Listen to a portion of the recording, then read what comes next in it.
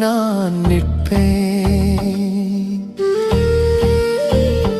என்னை உருவாக்கிய கரங்கள் நீயே, என்னை காத்த அன்பும் உன்னதே.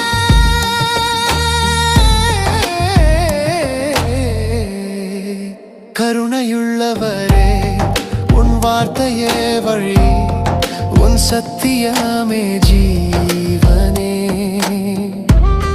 உன் சந்நிதியில் என் இருதயம் என்றும் பாடுமே. நீயே தேவனாகும், நீ தவிர வேறோ